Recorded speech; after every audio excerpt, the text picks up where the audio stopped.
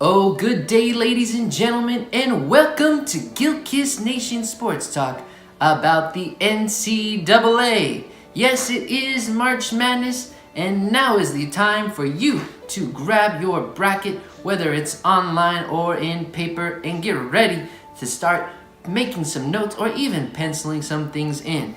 So just so you know, today we're going to do a really quick overview of different parts of the brackets, and we're not going to tell you who's going to win, but we're going to give you the main ideas of what to expect from some of these teams and basically what you can start to think about as you're trying to fill out your bracket, so that you don't just go in and be like, well, this team or that team and this team or that team, right? We just want to give you a little general senses of what you can kind of think of each team and what ideally should take place.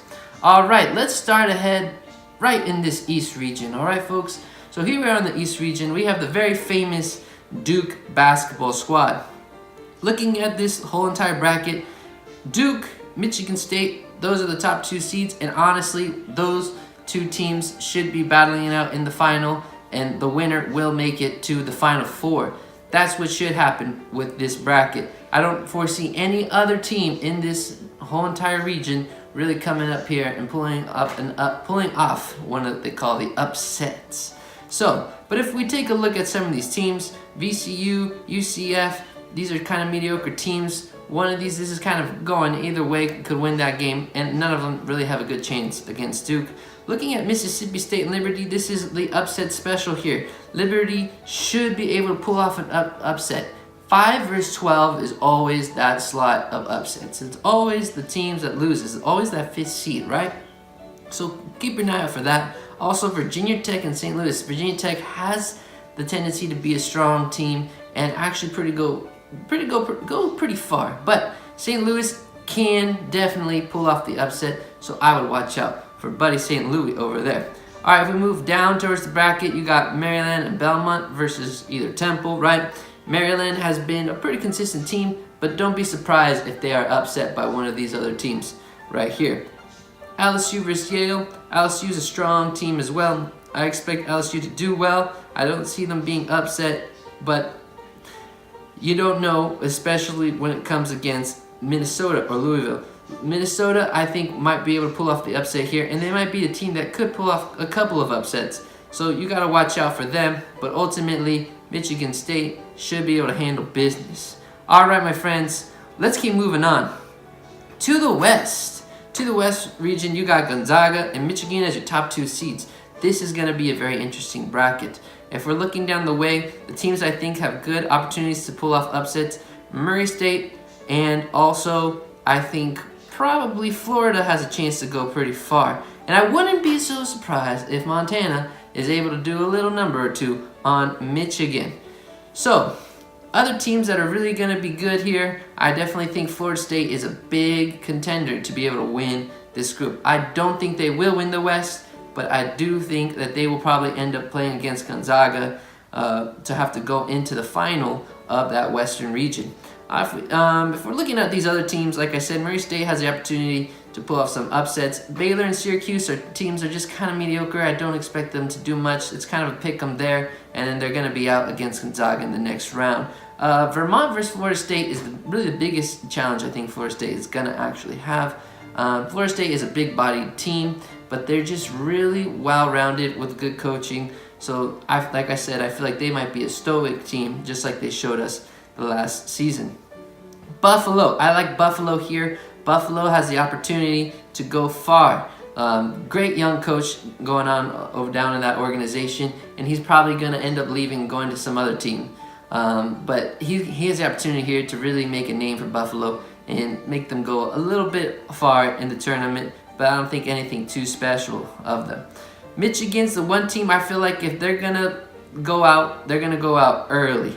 They have the opportunity to go far, but I really think that this team might end up being upset against maybe even Florida or Nevada or even Texas Tech. Really, it's any one of these teams I feel like could knock off Michigan. So that's just that whole bracket right there is really kind of mixed. Anyone can really go all the way to the final there. So you just kind of have to watch out and see how it all plays out. A lot of these teams will have some tough matchups. So just kind of watch out with that side of the bracket.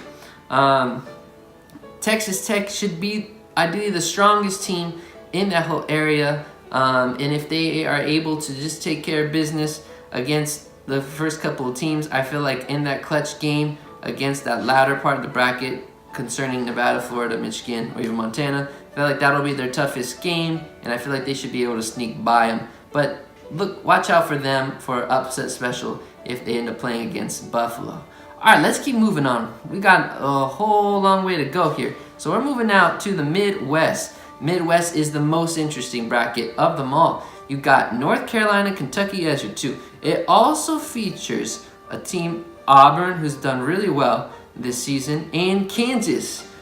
Three of the big name schools yet again in the same bracket. North Carolina, Kansas, and Kentucky. Come on, that's basketball heaven right there, right? And if you don't like these teams, well, guess what? This is your bracket because you know two of them are going to be bounced. Okay, North Carolina should ideally be able to make it to the Final Four. They've been really strong all year, and they pretty much know how to handle any situation. So ideally, you would pencil them into this final round. But some of these teams are really going to be tough.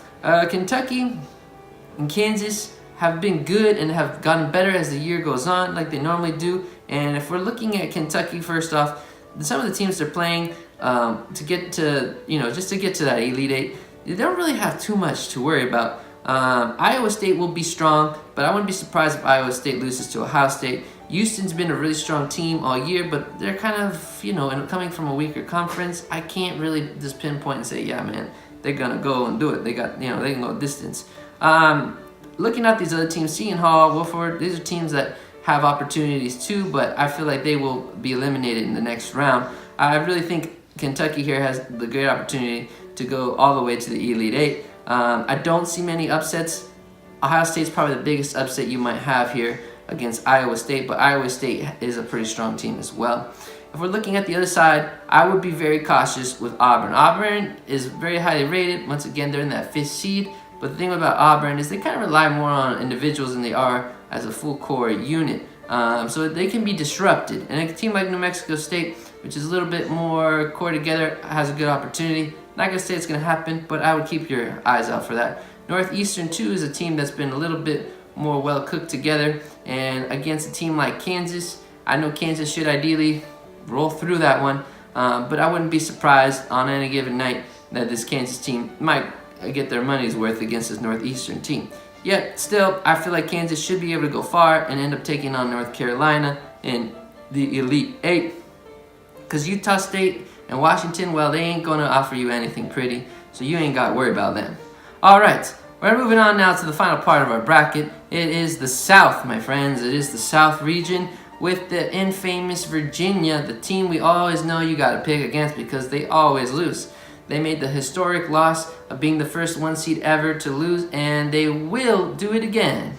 No, I'm just kidding. They ain't going to lose this time around. I think Virginia has a chance to make it to probably the Sweet 16, which is pretty sad to say that they're only going to make it to the Sweet 16 and don't think if they can go further. If we're looking down the line, Ole Miss and Oklahoma once again are kind of a wash of teams, and I don't expect them to do much. I think Virginia should be able to go by them with ease. That leaves us to Wisconsin and Oregon. This is a big upset special here. Oregon has a chance, even though the Pac-12 has been really messy the whole season. I think Oregon has a chance to throw off Wisconsin just a little bit. And the really interesting one is going to be Kansas State versus UCI.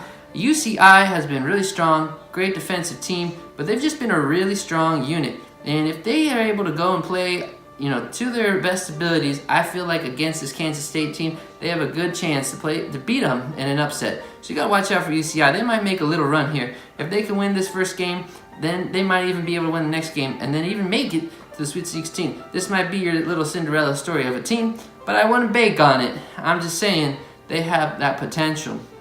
Otherwise, if Kansas State is able to hold them off, I think Kansas State will be a team that should be able to take on Virginia, and that will be your little bit of a coin flip when it comes to that. All right, if we're looking onwards, you got Villanova and St. Mary's, and really this is a good upset special here for St. Mary's, though they haven't been the team, the whole season to be able to just be strong and do what they usually want. They kind of got into the tournament a little bit lucky, but Villanova, obviously defending champs, you would think wouldn't go out easy, but just the way this situation is, this matchup, it really is kind of giving us some red signals here that we might have an upset going on.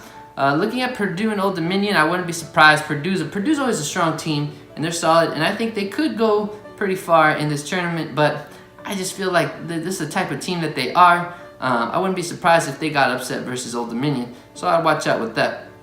Cincinnati and Iowa, I don't expect much from either of these two teams. You could pretty much consider both of these teams to be a wash, and whatever happens to them happens. Don't be surprised if Iowa wins. It's kind of a pick-em in my opinion. And Tennessee, lastly, I really like this Tennessee team. The Volunteers, I know they've had some tough games throughout the season, but they've also been super strong, and I expect them to go very far, even possibly making the Final Four. So if they can make it to the Final Four, I think they're going to have their chances way up there to even make it to the finals. I don't really see too much in their bracket to be able to hold them back or stop them. So I would put your money on them, if anything, to be able to get out of this group, more so than any other team in that group. I don't expect this tournament to be one where we'll have a lot of Cinderella teams. The main thing is going to be watching out with some of these lower seeds if their three-point play is going to be strong, because a lot of these lower seeds have great three-point play. If we're looking at like the 15 or the 16 seeds, they're all going to be shooting a lot of three-pointers to keep themselves in the game, and if they can do that, then that's the thing you got to watch out for. So just kind of keep an eye out for that. And overall, I expect it to pretty much be a favorite tournament. I don't expect to see anybody from 3 and above in terms of seeds in the finals, really. We might have one team just sneak in into the Final Four that's rated 3 or above, but really I think we're going to be looking at a lot of 1s and 2s, and that's about it. We might have a couple 3s or something, but not really. So expect the favorites to do well here. There will be some favorites though that will definitely be knocked off, and look for the teams that have a lot of finesse and the teams that are going to be shooting a lot of 3-ball, because if they're hot shooting, they might just be able to continue on to the next round. Alright folks, I hope you enjoyed the episode and just got yourself a tiny bit of a glimpse of what the March Madness will be. It should be maddening, as it always is. Until next time, when we talk to you about some other sports, have a good day and a good night.